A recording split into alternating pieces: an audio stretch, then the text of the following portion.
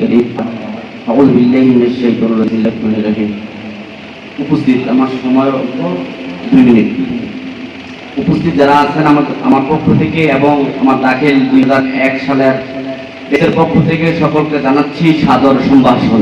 আপনারা সবাই কেমন আছেন? আলহামদুলিল্লাহ। আলহামদুলিল্লাহ। আল্লাহ পাকের দরবারে লাখ কোটি শুকরিয়া যে মহান রব্বুল আলামিন আজকে আমাদেরকে এখানে আসার এবং বসার এবং 2-4টি কথা বলার জন্য সুযোগ করে দিয়েছেন, সেজন্য শুকরিয়া আদায় করি আলহামদুলিল্লাহ। স্মৃতির কথা অনেকই মনে পড়ে যায়। আজকে যে স্মৃতির আয়না যে বইটি ছাপানো হয়েছে, সেই স্মৃতির আয়না বইটি ধরেই আমাদের একটা স্মৃতি বারবার মনে পড়ে, সেটা হলো আমাদের 2001 পেজের ফজলুর রহমানের কথা। আপনারা হয়তো চিনেন আমাদের প্রাণ প্রিয় শিক্ষক মাওলানা হুজুরের ছোট্ট ছেলে জনাব শহীদ ফজলুর রহমান আমাদের 2001 পেজের ক্লাসমেট ছিল।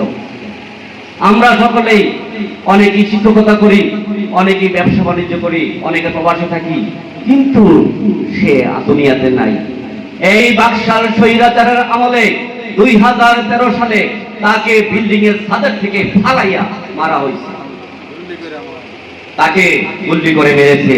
এবং 2024 সালে ছাত্র ভাইদেরকে কিভাবে গুলি করে মেরেছে আপনারা দেখেছেন।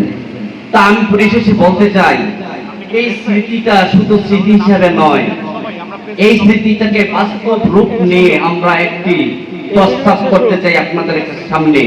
সেটা হলো এই ফজলুর রহমানের নামে আমরা একটা পাঠাগার করতে চাই এই মাদ্রাসায়। আপনারা কি বলেন? এই মাদ্রাসায় যদি একটি পাঠাগার হয়, পাঠাগারের আমরা দায়িত্ব নেব 2001 বেসের। আমাদের বিশেষ করে এই মাদ্রাসার কমিটি ছিল মরহুম মমিন ব্যাপারী, আপনারা অনেকে চিনেন। মমিন ব্যাপারীর ছোট ছেলে শাহজাহান সরকার আর্থিক সহযোগিতা দেবে, পাশাপাশি আমরাও থাকব। এখন আমি হাউজে আপনি প্রস্তাব করলাম যে মাওলানা হুজুরের ছেলে শহীদ ফজলুর রহমানের নামে এই মাদ্রাসাতে একটি পাঠাগার হোক, সেটা কি আপনারা চান? যদি চান এই আলোচনা এবং আবেগটুকু ব্যক্ত করে আবারও 2001 সালের পক্ষ থেকে সকলকে সাদর সম্ভাষণ জানিয়ে বিদায় নিলাম। আসসালামু আলাইকুম ওয়া রাহমাতুল্লাহি ওয়া বারাকাতুহু।